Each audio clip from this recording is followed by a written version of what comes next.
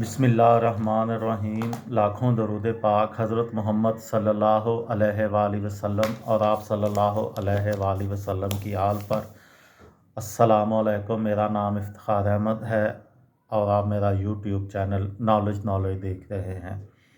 امریکہ کے متعلق میں نے ایک ویڈیو سیریز شروع کی ہے، جس میں آج کی ویڈیو میں آپ کو امریکہ کی تاریخ کے متعلق تھوڑی سی معلومات دوں گا۔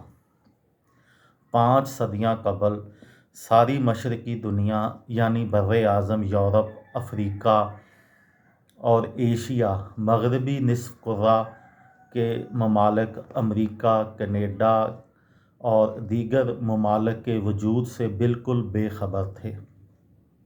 15ویں صدی کے اواخر میں یورپی مہم جوئی کا آغاز ہوا تو یکے بعد دیگرے مختلف ممالک اور خطے دریافت ہوتے چلے گئے۔ 12 اکتوبر 1492 کو کولمبس امریکہ کے مشرقی ساحل کے قریب بہاماس پہنچا۔ یہ مقام امریکہ کے جنوب مشرقی ساحل پر فلوریڈا کے قریب واقع ہے۔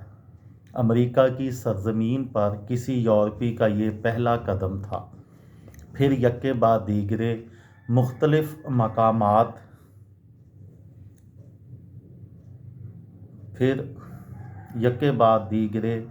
دریافت کا سلسلہ چل پڑا۔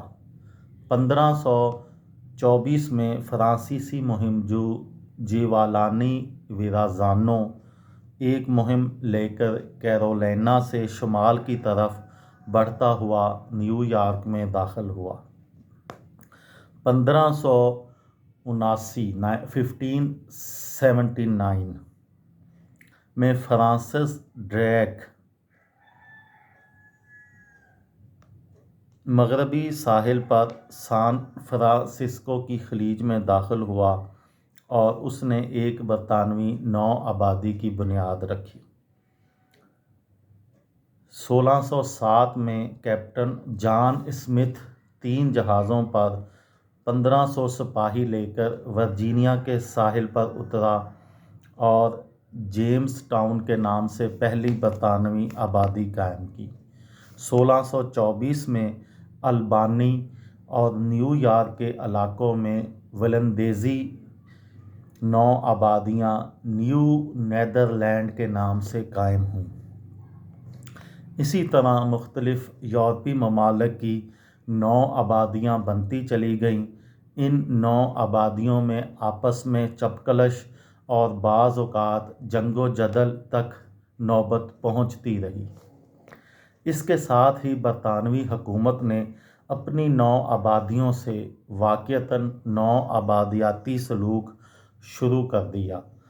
ان کا استحصال کرنے کے لیے آئے دن نت نئے ٹیکس عائد ہونے لگے، جس کی وجہ سے ان میں بے چینی اور بغاوت کے آثار پیدا ہونے لگے، جو آخر کار تحریک آزادی کی شکل اختیار کر گئے۔ یہ تھی میری آج کی ویڈیو۔ کسی دوست کو، کسی بھائی کو، کسی بہن کو فائدہ ہو تو مجھے دعاؤں میں یاد رکھیے گا۔ دل پاکستان، جان پاکستان۔ السلام علیکم۔